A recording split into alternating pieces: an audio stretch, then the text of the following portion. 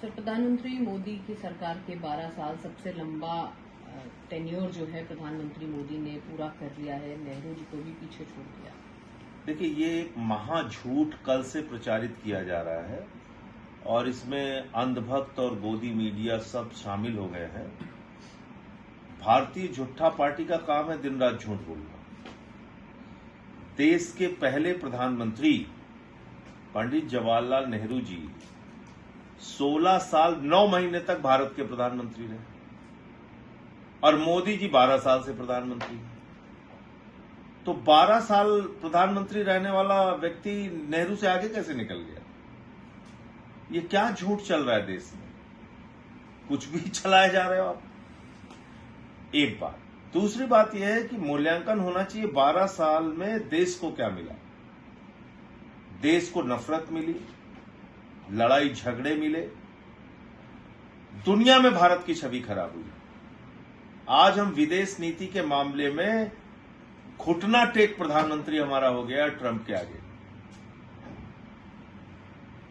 हमें कभी कहा जाता है कि भारत नरक है ट्रंप के द्वारा, प्रधानमंत्री कुछ नहीं बोलते। कभी कहा जाता है मोदी का कैरियर खराब कर देंगे, प्रधानमंत्री कुछ नहीं बोलते। कभी कहा जाता है रूस से तेल मत खरीदो, हम तुम्हारी जांच कराएंगे, प्रधानमंत्री कुछ नहीं बोलते। कभी हमारे जहाज पे अमेरिका के द्वारा हमला किया जाता है, प्रधानमंत्री कुछ नहीं बोलते। तो भारत की साख पूरी दुनिया में गिराने का काम प्रधानमंत्री नरेंद्र मोदी जी ने किया है। इन 12 सालों में देश को नोटबंदी मिली, 3 काले कानून के कारण 750 किसानों की शहादत मिली, देश में सीमाओं की सुरक्षा के साथ समझौता करके अग्निवीर जैसी योजना लेके आई गई। भारतवर्ष के अंदर आज महंगाई आसमान पर है। डीजल का दाम बढ़ गया, पेट्रोल का दाम बढ़ गया, घरेलू गैस का दाम बढ़ गया, कमर्शियल का बढ़ गया, छोटा जो मजदूर सिलेंडर इस्तेमाल करते हैं, छात्र करते हैं, उसका भी दाम बढ़ गया। और प्रधानमंत्री सस्ता तेल नहीं खरीद पा रहे। 93 पेपर लीक हुए इन 12 सालों में, करोड़ों नौजवानों का जीवन बर्बाद हुआ। 2 बार नीट का पेपर लीक हुआ। 12 वर्षों में हमने देखा कि जो लोग नारा लगाते थे कि हम राम को लाएंगे, अब वो कह रहे हैं हम दान पात्र चुराएंगे। दान पात्र में प्रभु श्री राम की चोरी हो रही है। 2 करोड़ नौकरी का वादा झूठा निकला। किसान को फसल का दाम दोगुना देने का वादा झूठा निकला। पक्का मकान 15 अगस्त 2022 तक सबको मिलेगा वादा झूठा निकला। काला धन लाके 15 लाख हर खाते में देंगे, कोरा झूठ निकला। 3 गुना ज्यादा काला धन बढ़ गया।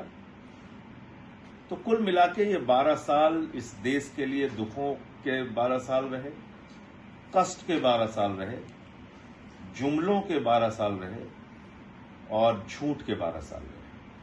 टीएमसी का संकट लगातार गहरा होता जा रहा है। लगातार उनके सांसद जो है वो इस्तीफा दे रहे हैं।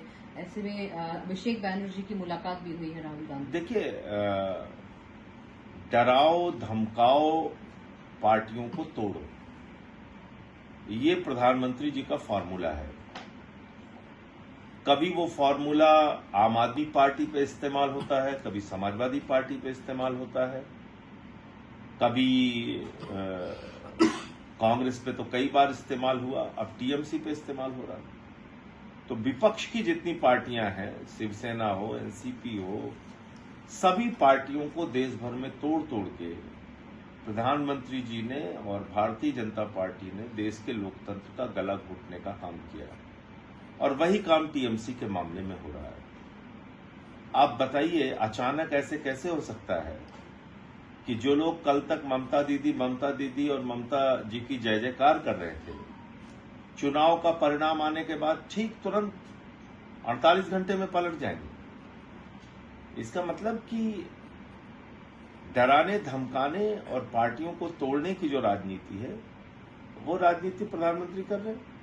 मीनाक्षी नटराजन ने सुप्रीम कोर्ट का दरवाजा खटखटाया है, उनका जो नॉमिनेशन खारिज किया गया उसके खिलाफ। देखिए, चुनाव आयोग पूरी तरह से भारतीय जनता पार्टी के इशारे पे नाचने वाली संस्था बन गई है। और मैं तो बार बार कहता हूं कि मुख्य चुनाव आयुक्त जो देश के हैं वो बीजेपी के एजेंट के तौर पे काम कर रहे हैं। लेकिन ये बात तो सारे विपक्षी पार्टियों को पता है ना। मीनाक्षी नटराजन जी का पर्चा खारिज हो गया। लेकिन मेरा सवाल यह है कि जब आप जान रहे हैं कि चुनाव आयोग इस तरीके से बायस्ड है, तो कांग्रेस पार्टी ने कोई सपोर्टिंग कैंडिडेट क्यों नहीं भरवाया? उनके साथ एक सपोर्टिंग कैंडिडेट का पर्चा क्यों नहीं भरवाया? ये तो बीजेपी के लिए रास्ता साफ हो गया ना। उनकी सारी की सारी सीटें अब जीत गए वो। तो इसलिए एक एक सांसद जिस वक्त महत्वपूर्ण है, राज्यसभा हो लोकसभा हो, ऐसे समय में मतलब सपोर्टिंग कैंडिडेट का पर्चा न भरवाना मेरी तो समझ के बाहर है।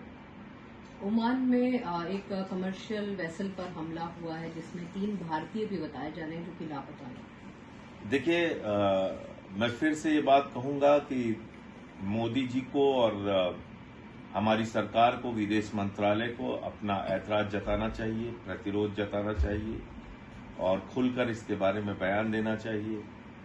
लेकिन मुझे लगता है कि ट्रंप का इतना दबाव और डर मोदी के ऊपर काम करता है कि वो मुंह खोलने की हिम्मत नहीं कर पा रहे। एक जहाज पे हमला होता है जिसमें हमारे 24 नाविकों को बचाया जाता है, नागरिकों को बचाया जाता है ओमान की नौसेना के द्वारा।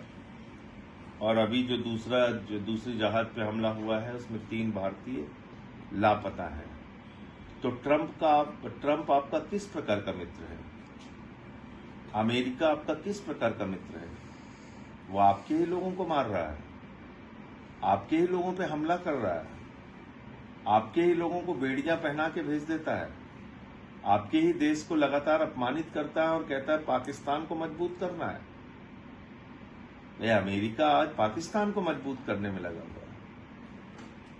तो ये क्या मोदी जी की राष्ट्रभक्ति है कि वो चुप रहते हैं ऐसे सारे मामले में? उनको अपना प्रतिरोध दर्ज कराना चाहिए।